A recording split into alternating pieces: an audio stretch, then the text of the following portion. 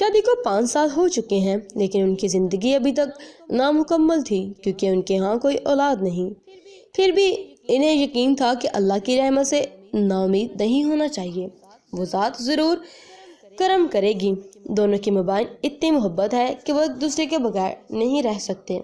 बच्चे की अदम मौजूदगी की वजह से असजद के वालिदैन बाज़-औक़ात कोमल को ताना देते हैं और वो भी चुपचाप सुन लेती, क्योंकि उसे पता था कि हर माँ बाप की ख्वाहिश होती है कि उनके बेटे के यहाँ बच्चा हो। यूं ही वक्त गुजर गया और एक दिन जब असजद ऑफिस से घर आ रहा था, उसने बाजार में एक लड़के के साथ कोमल को देखा। कोमल और लड़का बहुत खुश दिखाई दे रहे थे और ऐसा लगता था कि दोनों काफी अरसे से एक दूसरे को जानते हैं। असजद घर आया और फिर थोड़ी बाद कोमल भी आ गई।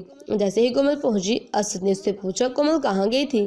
कोमल ने हंसते हुए कहा, मैं बाजार में कुछ घरेलू सामान लेने गई थी। ये सुनकर असजद को थोड़ा सा गुस्सा आया, लेकिन उसने कोमल को कुछ नहीं कहा। उसके बाद असजद ने कोमल को एक ही लड़के के साथ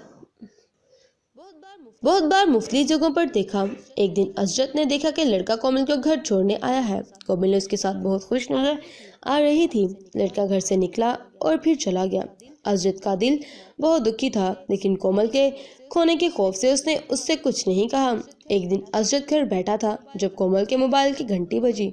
कोमल बाथरूम में थी, इसलिए असजद ने फोन उठाया। जैसे ही असजद ने फोन उठाया, दूसरी तरफ से आवाज आई, हेलो असजद, मैं जल्द ही घर आ रहा हूँ, मुझे कुछ अहम बात करनी है। बस इतना कहकर उस शख्स ने फौरन फोन मुंतका कर दिया। असजद ने सोचना, इस शख्स को उसका नाम कैसे पता चला?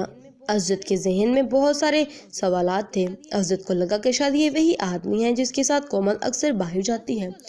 असजद को लगा कि शायद कोमल इससे तलाक लेना चाहती है और वह शख्स इसके बारे में बात करने के लिए घर आ रहा है। असजद बहुत अफसरदा हुआ और अपनी शादी को टूटने नहीं देना चाहता था। उसे लगा कि कोमल उसके साथ धोखा दिया है। वो कुछ समझ नहीं पाया था। असजद कोमल को खोने से घबरा गया और वहीं जमीन पर गिर गया। इसी दौरान कोमल भी बाथरूम से बाहर आ गई। उसने असजद को उठाया और पूछा, तुम्हें क्या हो गया है? क्या आप ठीक हैं? असजद ने गुस्से से कोमल को धक्का दिया और वो गिर गई। उसका सर करीब ही रखी टेबल पर लगा। उसके सर पर चोट आई थी। कोमल कोई बात नहीं कर रही थी। उसने कांपती हुई कोमल को अपने बाजू में उठाया और देखा कि वो बहुत तकलीफ में है, जिसकी वजह से कोमल बेहोश हो गई है।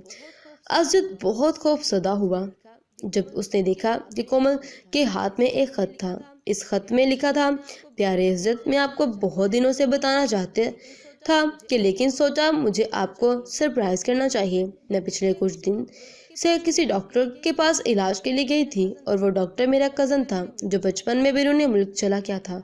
उसने मेरा इलाज शुरू किया है और मैं 2 माह से हामिला हूँ। आज मैंने इस कज़न को अपने खाने पर बुलाया है।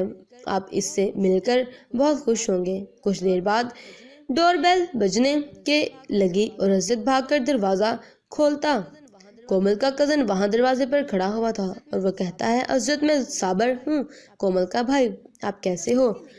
तभी उसकी निगाहें कोमल पर पड़ती हैं जो खून में लिपटी हुई जमीन पर पड़ी थी। साबर को कोमल के अस्पताल ले गया और वहां कोमल कोमा में चली गई। कोमल को अपने बच्चे को भी खो देती है। असजद इससे माफी मांगता है चाहता है, लेकिन कोमल अभी भी कोमा में है। एक छोटी सी गलती से कोमल और असजद की जिंदगी इस मोड़ तक आ गई। ये कहानी हमें बहुत कुछ सिखाती है। हमें गहरे रिश्ते में किसी नतीजे पर पहुंचने से पहले अपने साथी से बात करनी चाहिए। हम सब में खामियां हैं, लेकिन अपने साथी को कसूरवार साबित करने से पहले अच्छी तरह से जांच पड़ताल करें और सबसे अहम बात, इससे खुलकर बात करें। जो आप देखते हैं या सुनते हैं वो जरूरी नहीं कि सच हो। Thanks for watching this interesting video. पसंद आए तो अपना कमेंट जरूर लिखिएगा और अपना ख्याल रखिएगा। Thanks for watching and